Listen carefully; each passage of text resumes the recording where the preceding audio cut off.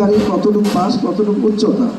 এইখানে হলো আপনার সিবিও টেকনিক্যালের ডিপার্টমেন্ট, ওই যে আপনার বুয়েটের লোকজন থাকে আর বিআরটি এর লোকজন থাকে আর কোম্পানির লোক।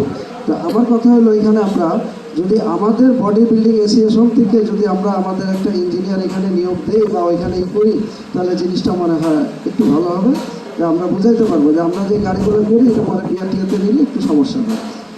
আর দ্বিতীয়ত হলো যে এই যে অশোক লেল্যান্ড বা টাটাতে যে আমরা বডিগুলো করে থাকি, কিছু কিছু জিনিসগুলো আসে না। আমরা ইফাদের একটা অনুষ্ঠান আমরা বলছিলাম যে স্পেয়ার টায়ারের যোগান, ইঞ্জিন বানার, ওয়াইপার মোটর, এইগুলোর জন্য আমাদের 60 থেকে 70,000 টাকা ব্যয় করতে হয়। এইগুলো কোম্পানি আমাদেরকে দেয় না। আমরা এই বডি বিল্ডার যারা আছি আমাদের উপরে এটা বোঝা হয়ে দাঁড়ায়। এখন ওনারা করছেন কি, এখানে সম্ভবত 2-1টা মডেলের গাড়িতে ওনারা ওয়াইপার মোটর দিচ্ছেন। এখন চাকা স্টানটা আর হলো ইঞ্জিন বানাটা এগুলো ওনারা দেন না।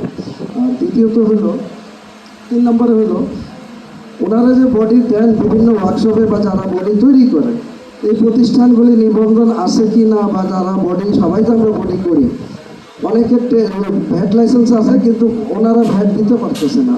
ওনারা অন্য অন্য প্রতিষ্ঠানে দিয়ে ভ্যাট করান, অথচ ওই প্রতিষ্ঠান এইখানে আপনার মামলার সম্মুখীন হয়। আর ভ্যাট অফিসে গেলে তারা বলে যে আপনি তো কাজ করতেছেন, আপনি ভ্যাট দিচ্ছেন না কেন?